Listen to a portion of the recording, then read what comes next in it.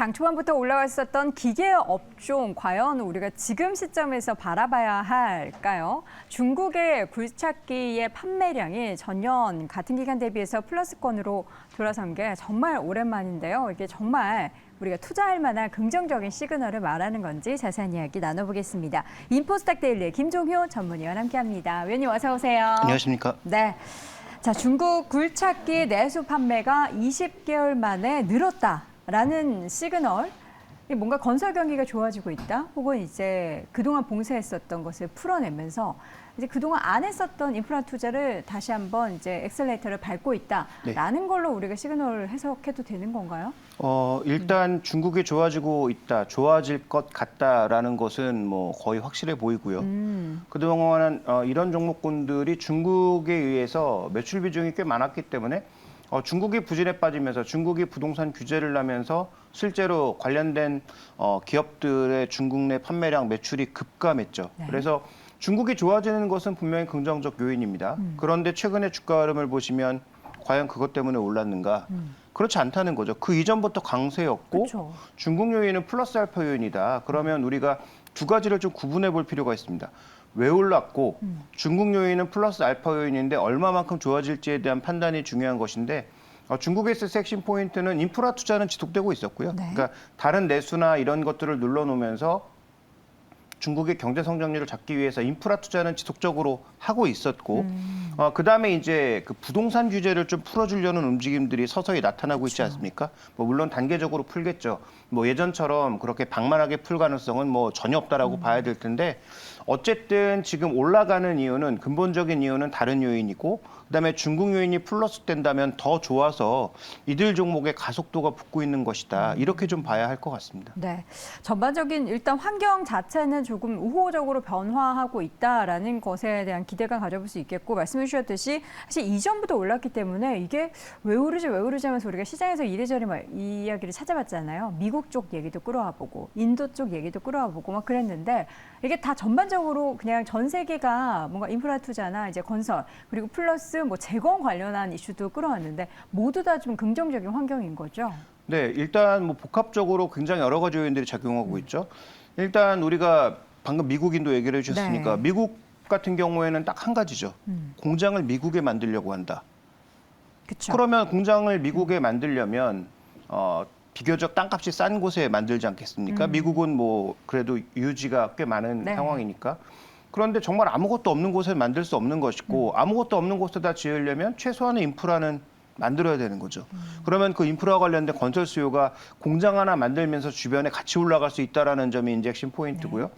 그다음에 또 하나 이제 기대를 가지고 있는 것은 돈 번 중동. 그러니까 올해 유가가 뭐 지금 다시 $70 수준으로 내려와 있습니다만 올해 내내 거의 $80 수준 이상에서 머물렀잖아요. 그렇죠. 그래서 BEP 이상에서 돈을 번 이 중동 국가들이 내년에 추가적인 어떤 투자를 늘릴 가능성. 그러니까 꼭 네옴시티뿐만이 아니더라도 다른 국가들도 여러 가지 인프라 투자들이 늘어날 가능성. 이런 부분들을 우리가 생각해 볼 필요가 있겠죠. 그래서 중동은 항상 우리가 생각한 만큼, 원래 계약한 만큼 하지 않아서 문제이긴 하지만 석유로 돈을 벌면 항상 그 돈을 어디인가 쓰는 쓰죠. 것도 또한 사실이라는 거죠. 그래서 이런 부분에서 중동 쪽 수요가 하나 생길 것 같고요. 인도 마찬가지라는 거죠. 인도도 지금 그 구조적인 문제에 빠져서 계속 뭐 경제 성장률은 꽤 나오고 있지만 이게 그 영속성을 담보할 수 있는 성장이 아니라 소비 성장이거든요. 근데 소비와 서비스 산업 성장이 결국은 금리가 올라가고 경기가 침체되는 상황에서 좋아지려면 제조업 기반을 깔아야 되는데 뭐 아시는 것처럼 인도에서 제조업하기가 쉬운 일이 아닙니다. 땅 하나, 그 공장 지을 땅 하나 만드는 것도 쉬운 일이 아니라서 어쨌든 여러 가지 일들이 있는 상황에서 인도가 뭐 구자라트주를 포함해서 남부의 일부 주를 중심으로 해서 그래도 외국계 기업에게 뭔가 문호를 많이 열어주는 그런 모습들이 실제로 나타나고 있고 네. 애플을 포함한 주요 기업들도 지금 당장은 안 되겠지만 어쨌든 일본 쪽으로 그 중국과의 리스크를 피하기 위해서 좀 벗어나려는 그런 움직임들을 보이고 있죠. 자, 그런 차원에서 봤을 때 인도 쪽에서도 이런 건설 수요 자체가 증가하고 있다는 점. 그다음에 또 하나의 기대는 이게 너무 헛된 기대일지도 모르겠지만 어쨌든 러시아 우크라이나 전쟁이 언젠가 마무리 지어질 테고 그쵸. 그러면 그와 관련된 재건 수요에 있어서 분명히 이제 건설기계들 우리나라 건설사가 참여할지는 잘 모르겠지만 그쵸. 건설기계 같은 것들은 좋아질 가능성이 있지 않겠느냐라는 기대감 자체가 여기저기서 나타나고 있다라고 봐야 되겠죠. 그래서 근본적인 이유는 이런 인프라, 재건, 그다음에 중동 쪽의 추가적인 수요 이런 것들이 나타나면서 일단 주가가 움직이기 시작한 것이고 거기에 이제 중국 쪽의 회복 수요가 플러스 알파 되면서 예전에는 중국만 보면서 올라갔다면 지금은 반대로 나머지를 보면서 올라갔다가 중국 쪽에 플러스 알파로 붙은 것이다. 이렇게 보는 것이 좀 더 합리적인 분석이 될 것 같습니다. 네. 지금 보면은 가장 큰 시장은 어쨌든 우리나라 기업들에게는 중국이 맞는 거죠. 이제 계속 줄이고 있는 상황이죠. 그렇죠. 그런데 그 상대적으로 줄이고 다른 나라 쪽으로 좀 키우는 건 중국이 그동안 워낙 약간 리스크한 부분이 좀 많아서 그런가요? 일단 삼일중공업이라고 하는 샤니, 네. 그 중국의 중공업 건설기계 업체가 대거 성장한 것이 하나의 원인이고요. 그 다음에 이제 뭐 작년에 홍다 사태로 표현되는 부동산 시장의 엄청난 압박. 그래서 부동산 개발사가 실제로 돈을 운영할 수 없었고 그러다 보니까 전체적으로 부동산 심리가 크게 눌러앉으면서 굴삭기를 사용할 일도 없었던 거죠. 그래서 전반적인 건설기계가 크게 내려앉은 것으로 봐야 되는 상황입니다. 그래서 중국 쪽이 이 방역과 관련된 것을 풀면서 부동산 시장을 풀어주는 게 핵심 포인트인 거죠. 인프라는 원래 하고 있었다. 네. 그래서 부동산 시장을 풀어주면서 건설 경기를 예전만큼 활발하게 살릴 리가 없죠. 왜냐하면 2009년도에 그 미국을 살려주기 위해서 돈도 투입하고 엄청난 건설붐 일으켰다가 이와 관련된 지금 그 역효과가 지금까지도 오고 있는 거 아니겠습니까? 그래서 중국이 예전처럼 그렇게 해줄 리는 없고요. 저는 뭐 그럴 리는 없다고 보고 있지만 어쨌든 기존에 압박했던 부동산 압박을 풀어주는 것만으로도 중국이 최소한 더 이상 마이너스 요인만 되지 않는다면 국내 건설기계 업체들에게는 당연히 플러스 요인이 될 수밖에 없다. 이렇게 봐야 할 것 같습니다. 네. 우리나라는 없나요? 건설기계 쪽 우리나라 모멘텀은 없나요? 우리도 뭐 건설 경기 얘기 많이 하지 않습니까? 그런데 우리나라는 지금 뭐 비중 자체도 뭐 비중은 우리나라 기업들한테 작진 않지만 네. 뭐 아시는 것처럼 지금 뭐 지방 쪽에 미분양들이 나타나고 있는 상황이고 그다음에 전반적인 부동산 시장의 공급이 올해부터 내년부터 조금씩 늘어나는 부분이 있기 때문에 우리나라에서 아주 그 큰 수요가 일어나긴 좀 어렵다. 그러면 정부 주도의 뭔가 큰 인프라 이런 것들이 있어야 되는데 우리나라는 아직도 이제 그런 것들이 조금 부족한 양상이어서 우리나라 쪽에서는 최소한 현상 유지 정도만 해주는 것만으로도 저는 모멘텀이 될 수 있다라고 보고 있고요. 네. 그래서 이 해당 종목군들을 투자하시는 데 있어서 핵심 포인트는 우리나라 종목만 보면 안 된다.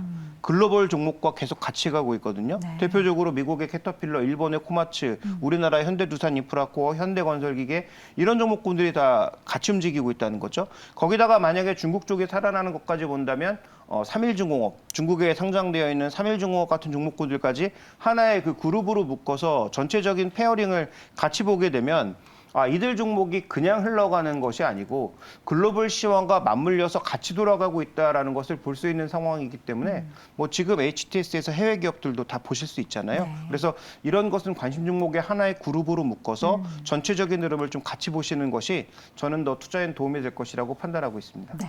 건설기계주들의 최근 상승 흐름이 쭉 나오면서 이거 못 사서 너무 아쉬운데 하고 생각하고 계신 분들 있으실 텐데요. 이 중에서 사실 탑픽 고르라면은 어떤 종목 고르시겠습니까? 네, 아까 이제 전문가분께서 현대건설기계 말씀해 주셨는데 네. 저도 이제 그 종목을 매력적으로 보고 있지만 주가가 좀 많이 오른 게 부담스럽긴 합니다. 네. 그러면 그 다음 주자를 찾으라면 현대두산인프라코어밖에 없는데 이제 문제는 현대두산인프라코어가 현대중공업이라고 하는 큰 뒷배를 만나서 어쨌든 과거만큼 흔들릴 가능성은 낮다고는 보고 있는데 문제는 뭐냐 하면 내후년도에 계속 나올 수 있는 뭐 CB를 포함한 여러 가지 이제 그 오버행 물량들을 과연 어떻게 소화할 것이냐가 조금 관건이긴 합니다. 그래서 예전에 주인이 없을 때와 지금은 분명히 다르죠. 네. 분명히 자금력도 있고 그다음에 시장 파급력이 있는 그런 주인이 있다라는 점에서 과거와 다르긴 하지만 어쨌든 내년도 시장이 그렇게 뭐 큰 하락장은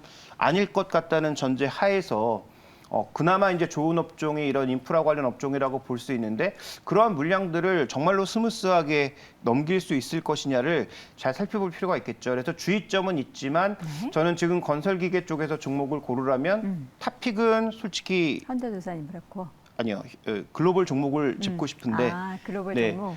그 미국 종목 캐터필러를 네, 짚고 네. 싶지만 네. 근데 우리나라 투자하시는 분들이 많으니까 우리나라에서 지금 현대건설기계는 약간 부담스러운 측면이 있어서 저는 뭐 현대두산인프라코 다만 그 주의점은 충분히 우리가 인지하고 가자 이렇게 말씀드리고 싶고요.